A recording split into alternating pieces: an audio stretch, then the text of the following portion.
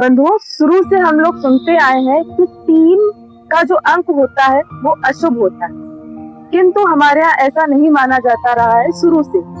क्यों ऐसा है, आज वो जानते हैं जी।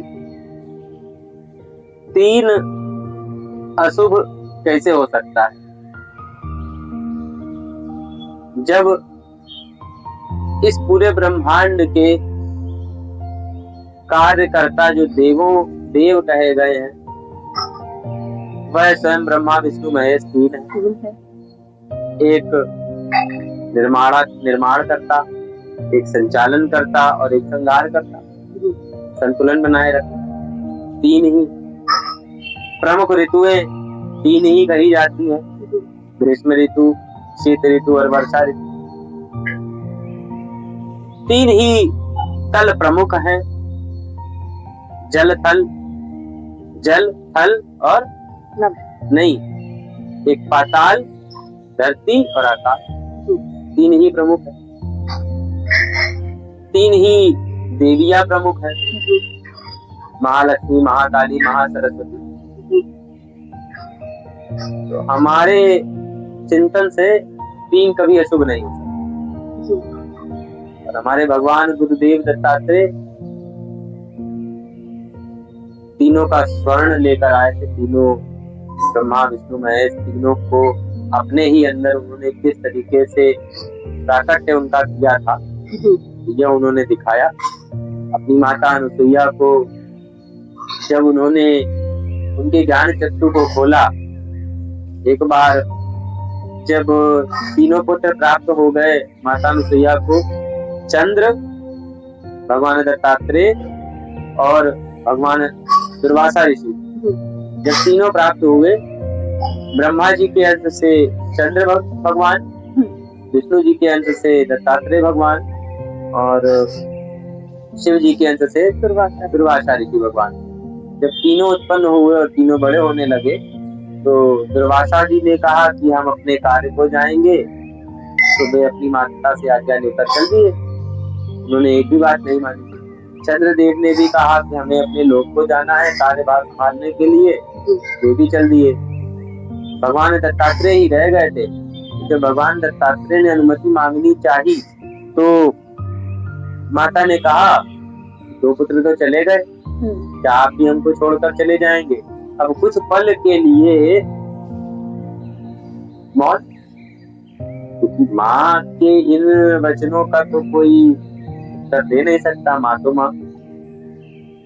लेकिन फिर भगवान दत्तात्रेय ने अपने ही योग शक्ति से उनको यह याद कराया कि यह संसार की उत्पत्ति किस लिए हुई है और भगवान दत्तात्रेय का प्रादुर्भाव किस उद्देश्य से हुआ है। तो जब इस ज्ञान का उनको बोध कराया, तब फिर वे भी इसी ज्ञान का बोध कराने हेतु भगवान दत्तात्रेय ने अपने ही अंदर चंद्र और दुर्वासा अर्थात तीनों लोगों के दर्शन कराए थे। ब्रह्मा विष्णु महेश तीनों ही उन्होंने अपने पूर्ण ब्रह्मांड स्वरूप के दर्शन कराए थे, जिस प्रकार भगवान श्री कृष्ण ने अर्जुन को दर्शन कराए थे अपने विराट रूप। ठीक उसी प्रकार से भगवान दत्तात्रेय ने भी दर्शन कराए थे।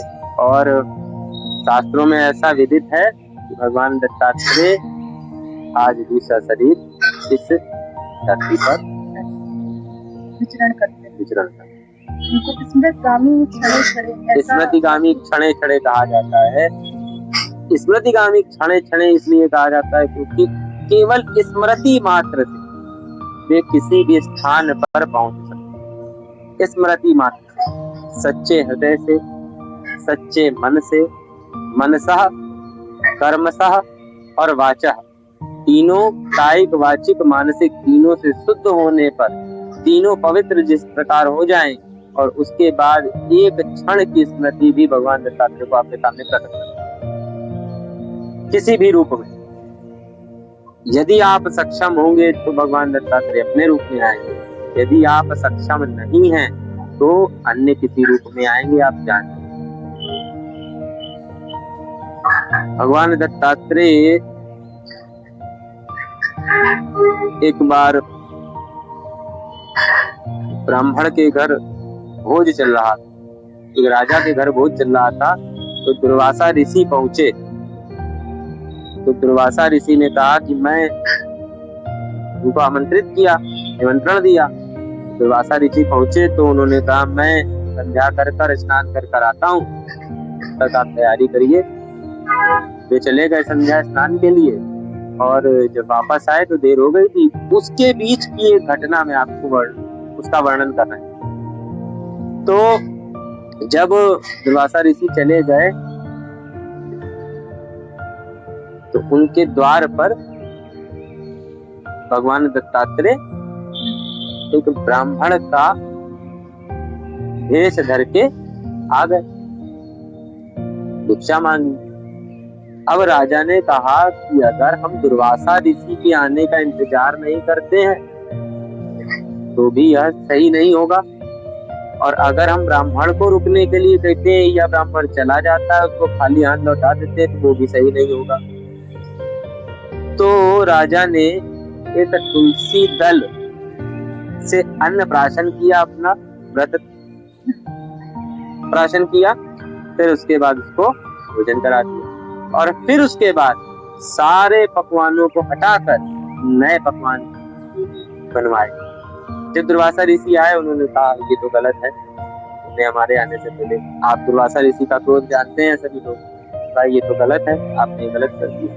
अब राजा दुविधा में फंस गए कि हम तो ना इधर के रहे ना उधर के रहे हो सकते। तो उन्होंने भगवान दत्तात्रेय को ही मानते थे, उन्होंने नारायण को याद किया कि हो ना हो अब वे ही हमारी रक्षा करेंगे, वही उन्होंने ही हमको इस विपत्ति में डाला है, तो अब वही हमारी रक्षा करेंगे। जब उन्होंने नारायण का ध्यान किया, भगवान दत्तात्रेय का ध्यान किया, तो भगवान दत्तात्रेय जब प्रकट हुए, दुर्वासा ने कहा कि मेरा तो ऐसा अपमान हुआ है।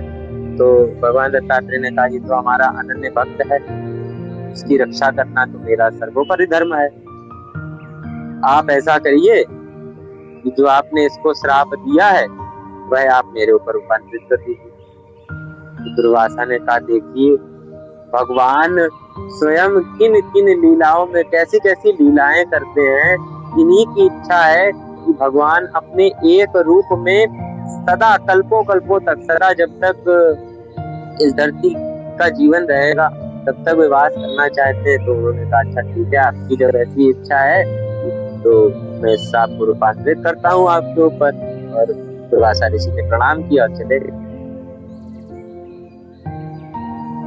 कि जब तक इस धरती पर एक भी जीव है तब तक मैं इस धरती पर विचरण करता रहूं, सशरीर विचरण करता रहूं। तो भगवान दत्तात्रेय को इसीलिए स्मृतिगामी क्षणे क्षणे आए। जय हो। अवधूत चिंतन श्री गुरुदेव। ओम नमो नारायण। ओम नमो नारायण।